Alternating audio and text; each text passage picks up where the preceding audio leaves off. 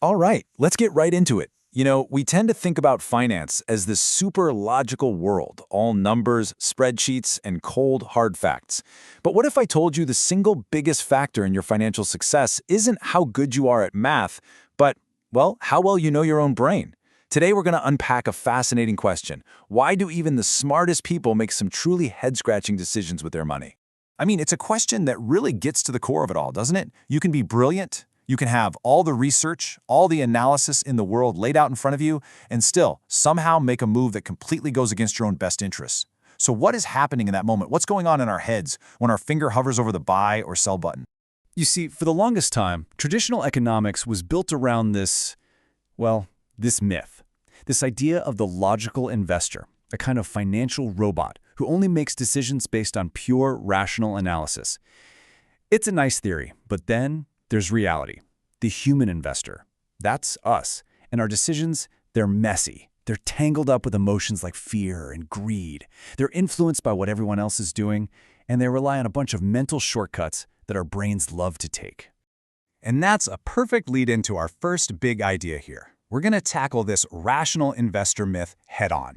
We're really going to dig into that huge gap between how the textbooks say we should act with our money and, how we actually do. So how do we make sense of this gap? Well, that brings us to the core of this whole thing, a field called behavioral finance. And honestly, this is the key that unlocks the entire mystery. It's the study that stops looking at just the spreadsheets and starts looking at, us. It digs into the psychology, the human wiring that drives our financial wins and, let's be honest, often our biggest losses. Which leads us right into our next section, your brain on money. Now here's the fascinating part. Just because our behavior isn't always rational doesn't mean it's totally random. Oh no, it's actually predictably irrational. There are patterns to the madness. And at the very heart of these patterns are something called cognitive biases. Now, it's super important to understand this. These biases are not a sign that you're not smart. Not at all. They're basically mental shortcuts that all our brains use to navigate a really complex world. The problem is, while these shortcuts are usually helpful, when it comes to money, they can cause us to veer way off the path of logic. And that can get really, really expensive. Okay, so what do these sneaky biases actually look like in the real world? Let's dive into our third section and meet the three primary culprits, the big ones that are usually behind our most common financial blunders. And first up on the most wanted list, it's a classic. Culprit number one, overconfidence. You know that little voice in your head? The one that whispers, "Hey, I've got a special knack for this. I can totally beat the market." Yeah, that's this guy.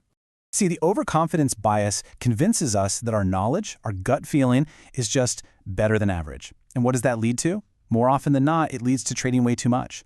We start jumping in and out of stocks thinking we can time it perfectly. But all we're really doing is racking up trading fees and, as so many studies have shown, actually ending up with worse returns than if we just sat still.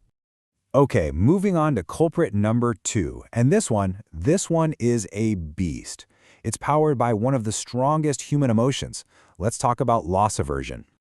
Here's the deal. Our brains are hardwired to hate losing way more than we enjoy winning. It's not even close. The emotional punch in the gut from losing money is so much more powerful than the little thrill of gaining that same amount.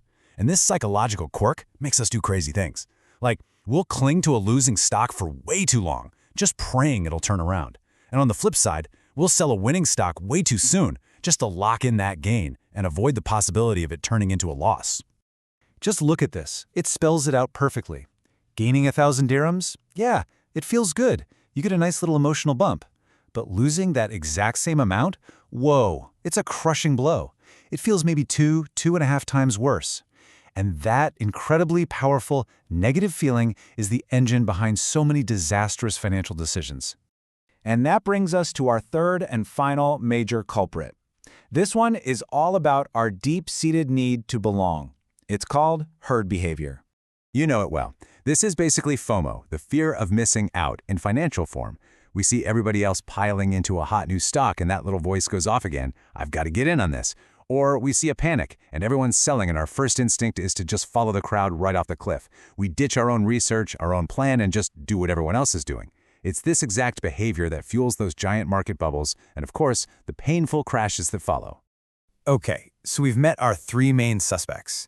Overconfidence, loss aversion, and herd behavior. Now for the really crucial part. Let's see how they all conspire together in a real-world scenario. This is Section 4, the destructive market cycle. This is where it all comes together in a very costly way. Okay, let's play this out. It's a story you've probably seen 100 times. A stock is on a tear, going from 50 up to 90. Everyone's talking about it, the news is great. That's herd behavior kicking in. So you jump in. You buy at the peak, at 90, fueled by that fear of missing out and a dash of overconfidence, thinking, this is a sure thing. And then it happens. The market corrects. The stock plummets to 60. Suddenly, all that optimism evaporates, and it's replaced by pure panic. And that's when loss aversion, our old friend, grabs the steering wheel and screams, sell, sell now, before it goes to zero, make the pain stop. And what's the end result of this emotional roller coaster? A cold, hard loss of 30 dirhams per share. And let's be crystal clear, this loss had nothing to do with bad analysis or a faulty spreadsheet. It was a failure of psychology, plain and simple. You bought high because of hype and greed, and you sold low because of fear. The absolute opposite of what you're supposed to do. After seeing a cycle like that, it's really easy to feel a bit helpless, like our brains are just wired to fail.